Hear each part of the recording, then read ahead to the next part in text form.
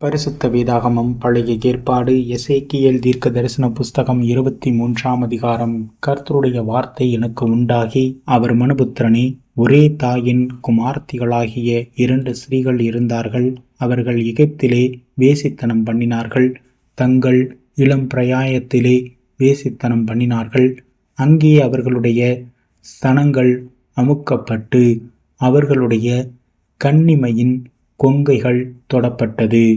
அவர்களில் மூத்தவளின் பெயர் அகோலாள், அவளுடைய தங்கையின் பெயர் அகோலிபாள். அவர்கள் என்னுடையவர்களாகி குமாரரையும் குமார்த்திகளையும் பெற்றார்கள். இவைகளே அவர்களுடைய பெயர்கள். அகோலாள் என்பதற்கு சமாரியா என்றும் அகோலிபாள் என்பதற்கு எருசலேம் என்றும் பொருளாம். அகோலாள் என்னுடையவளாயிருக்கும்போது சோரம் போனாள். நீலாம்பரம் தரித்த தலைவரும் அதிபதிகளும் சௌந்தரிய வாலிபரும் குதிரைகளின் மேல் ஏறுகிற வீரருமாயிருந்த சமீப தேசத்தாராகிய அசீரியர் என்கிற தன் சிநேகிதர் மேல் அவள் மோகித்து, அசீரியரின் புத்திரரில் சிரேஷ்டமான அனைவரோடும் தான் மோகித்த அனைவரோடும் தன் வேசித்தனங்களை நடப்பித்து அவர்களுடைய நரகலான சகல விக்கிரங்களாலும் தீட்டுப்பட்டு போனாள். தான் எகிப்திலே பண்ணின வேசித்தனங்களை அவள் விடவில்லை. அவர்கள் அவளுடைய வாலிபத்திலே அவளோடே சயனித்து அவளுடைய கன்னிமையின் கொங்கைகளை தொட்டு அவளிடத்தில் தங்கள் வேசித்தனத்தை நடப்பித்தார்கள்.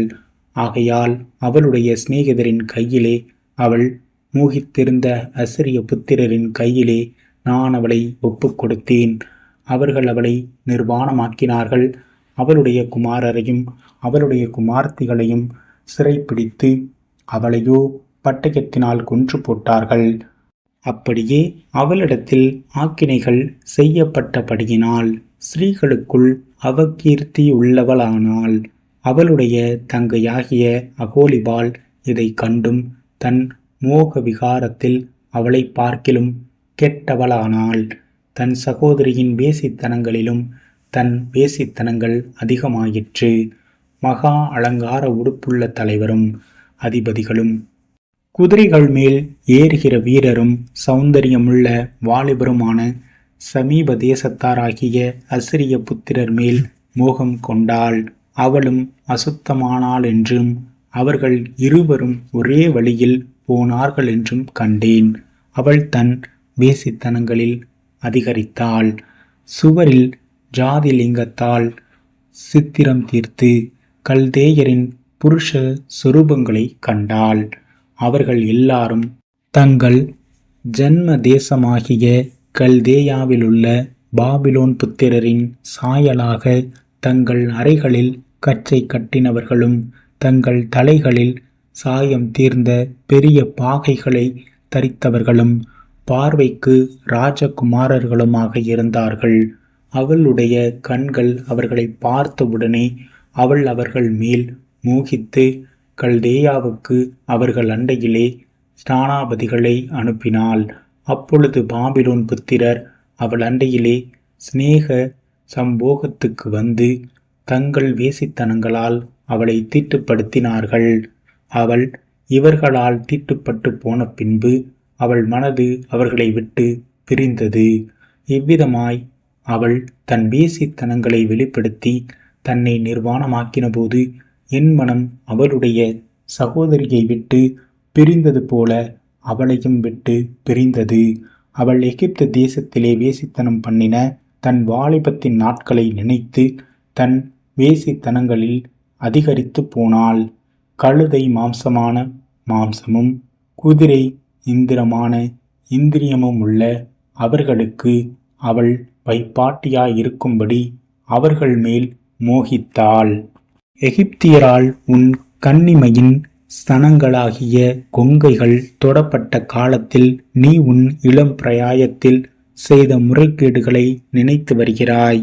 ஆகையால் அகோலிபாளே, கர்த்தராகிய ஆண்டவர் சொல்லுகிறது என்னவென்றால், இதோ உன் மனது விட்டு பிரிந்த உன் சிநேகிதரை நான் உனக்கு விரோதமாக எழுப்பி உனக்கு விரோதமாக அவர்களை சுற்றிலும் வரப்பண்ணுவேன்.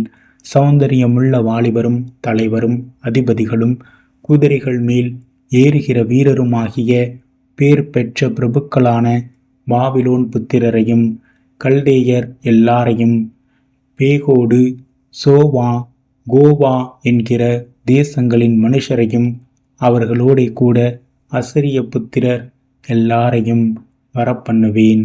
அவர்கள் வண்டிகளோடும் இரதங்களோடும் எந்திரங்களோடும் ஜனக்கூட்டத்தோடும் கேடகங்களும் பரிசைகளும் தடைசீர்களும் தரித்தவர்களாய் உனக்கு விரோதமாக வந்து உன்னை சுற்றிலும் பாளையம் இறங்குவார்கள். அவர்களுக்கு முன்னே நான் நியாயத்தை விளங்க பண்ணுவேன். அவர்கள் தங்கள் நியாயங்களின்படி உன்னை நியாயம் தீர்ப்பார்கள். உனக்கு விரோதமாக என் எரிச்சலை விளங்க பண்ணுவேன். அவர்கள் உன்னை உக்கிரமாய் நடப்பித்து உன் மூக்கையும் உன் காதுகளையும் அறுத்து போடுவார்கள். முன்னில் மீதியாய் இருப்பவர்கள் பட்டயத்தால் வெட்டுண்டு போவார்கள். அவர்கள் உன் குமாரரையும் உன் குமாரத்திகளையும் பிடித்து கொள்வார்கள். உன்னில் மீதியாய் இருப்பவர்கள் அக்கினிக்கு இரையாவார்கள்.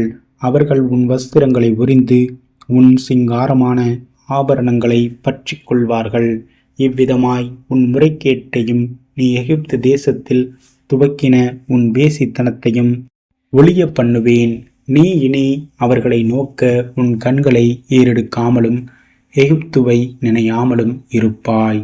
கர்த்தராகிய ஆண்டவர் சொல்கிறது என்னவென்றால், இதோ நீ பகைக்கிறவர்களின் கையிலும் உன் மனம் விட்டு பிரிந்தவர்களின் கையிலும் நான் உன்னை ஒப்புக் கொடுப்பேன்.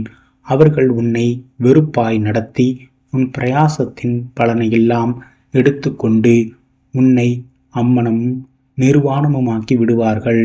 அப்படியே உன் வெட்கக்கேடும் உன் முறைகேடுமான உன் வேசித்தனத்தின் நிர்வாணம் வெளிப்படுத்தப்படும். நீ புறஜாதிகளை பின்தொடர்ந்து அவர்களுடைய நரகலான விக்கிரகங்களால் உன்னை தீட்டுப்படுத்தி கொண்ட உன் வேசித்தனத்தின் நிமித்தம் இவைகள் உனக்கு செய்யப்படும். உன் சகோதரியின் வழியிலே நீ நடந்தாய். ஆகையால் அவளுடைய பாத்திரத்தை உன் கையிலே கொடுப்பேன். கர்த்தராகிய ஆண்டவர் சொல்லுகிறது என்னவென்றால், நீ உன் சகோதரியினுடைய ஆழமுமானதும் நிறைய வார்க்கப்பட்டதுமான பாத்திரத்தை குடித்து நகைப்பும் பரியாசமும் ஆவாய். சமாரியா என்னும் உன் சகோதரியினுடைய பாத்திரமாயிருக்கிற பிரமிப்பும் பால் கடிப்பும் என்கிற பாத்திரத்தால் வெறியினாலும் சஞ்சலத்தினாலும் நிரப்பப்படுவாய். நீ அதில் இருக்கிறதை குடித்து உறிஞ்சி அதன் ஓடுகளை உடைத்து போட்டு உன் ஸ்தானங்களை கீறிக்கொள்வாய். நான் இதை சொன்னேன் என்று கர்த்தராகிய ஆண்டவர் உரைக்கிறார். ஆகையால் நீ என்னை மறந்து என்னை உனக்கு புறம்பே தள்ளிவிட்டதின் நிமித்தம் நீ உன் முறைகேட்டையும் உன் வேசித்தனங்களையும் சுமப்பாய் என்று கர்த்தராகிய ஆண்டவர் சொல்கிறார். பின்னும் கர்த்தர் என்னை நோக்கி, மனுபுத்திரனே, நீ அகோலாலையும் அகோலிபாலையும் குறித்து வழக்காட மனதானால் அவர்களுடைய அருவருப்புகளை அவர்களுக்கு தெரிய காட்டு. அந்த கூட்டத்தார் அவர்களை கல்லெறிந்து தங்கள் பட்டயங்களால் வெட்டி போடுவார்கள். அவர்களுடைய குமாரரையும் அவர்களுடைய குமாரத்திகளையும் கொன்று அவர்களுடைய வீடுகளை அக்கினியினால் சுட்டரிப்பார்கள். அன்றியும் அவர்கள் என் பரிசுத்த ஸ்தலத்தை அந்நாளிலே தானே தீட்டுப்படுத்தி என் ஓய்வு நாட்களை பரிசுத்த குலைச்சலாக்கினார்கள். அவர்கள் தங்கள் பிள்ளைகளை தங்கள் நரகலான விக்கிரகங்களுக்கென்று பலியிட்ட பின்பு அவர்கள் என் பரிசுத்த ஸ்தலத்தை பரிசுத்த குலைச்சலாக்க அந்நாளில் தானே அதற்குள் பிரவேசித்தார்கள். இதோ என் ஆலயத்தின் நடுவிலே இப்படி செய்தார்கள். இதுவும் அல்லாமல் தூரத்தில் உள்ள புருஷிடத்திற்கு தூது அனுப்பி அவர்களை வரவழைத்தார்கள். அவர்கள் வந்தார்கள். அவர்களுக்கென்று நீ குளித்து உன் கண்களில் மையிட்டு கொண்டு ஆபரணங்களால் உன்னை அலங்கரித்து சிறந்த மஞ்சத்தின் மேல் உட்கார்ந்து கொண்டாய். அதன் முன்னே ஒரு பலிபீடம் ஆயத்த பண்ணப்பட்டு இருந்தது. என் தூபவர்க்கத்தையும் என் எண்ணெயையும் அதன்மேல் வைத்தாய். அவளிடத்தில் அந்த சந்தடியின் இறைச்சல் அடங்கின பின்பு ஜனத்திரளான புருஷரையும் அழைத்தனுப்பினார்கள். சபேயர் வனாந்தரத்திலிருந்து கொண்டு வரப்பட்டார்கள். இவர்கள் அவர்களுடைய கைகளில் கடகங்களையும் அவர்களுடைய தலைகளில் அலங்காரமான கிரீடங்களையும் போட்டார்கள். விபச்சாரங்களில் கிளவியானவளை குறித்து அவள் இன்னும் தன் வேசித்தனங்களை செய்வாளோ என்றேன். பரஸ்திரீ என்னிடத்திலே பிரவேசிக்குமா போல அவளிடத்தில் பிரவேசித்தார்கள். இந்த பிரகாரமாக முறைகேடானவர்களாகி அகோலாளிடத்திலும் அகோலிபாலிடத்திலும் பிரவேசித்தார்கள். ஆகையால் விபச்சாரிகளை நியாயம் தீர்க்கிற பிரகாரமாகவும் இரத்தம் சிந்தும் ஸ்திரீகளை நியாயம் தீர்க்கிற பிரகாரமாகவும் நீதிமான்கள் அவர்களை நியாயம் தீர்ப்பார்கள். அவர்கள் விபச்சாரிகள், அவர்களுடைய கைகளில் இரத்தம் இருக்கிறது. கர்த்தராகிய ஆண்டவர் சொல்லுகிறது என்னவென்றால், நான் அவர்களுக்கு விரோதமாய் ஒரு கூட்டத்தை வரப்பண்ணி அவர்களை அலைச்சலுக்கும் கொள்ளைக்கும் ஒப்புக் கொடுப்பேன். அந்த கூட்டத்தார் அவர்களை கல்லெறிந்து தங்கள் பட்டயங்களால் வெட்டி போடுவார்கள். அவர்களுடைய குமாரரையும் அவர்களுடைய குமார்த்திகளையும் கொன்று அவர்களுடைய வீடுகளை அக்கினியால் சுட்டெரிப்பார்கள். இவ்விதமாய் எல்லா ஸ்திரீகளும் புத்தி அடைந்து உங்கள் முறைகேடுகளை செய்யாதிருக்கும்படி முறைகேட்டை தேசத்தை விட்டு ஒழிய பண்ணுவேன். உங்கள் முறைகேட்டை உங்கள் மேல் சுமத்துவார்கள். அப்பொழுது நீங்கள் உங்கள் நரகலான விக்கிரகங்களை சேவித்த பாவங்களை சுமந்து நான் கர்த்தராகிய ஆண்டவர் என்று அறிந்து கொள்வீர்கள்.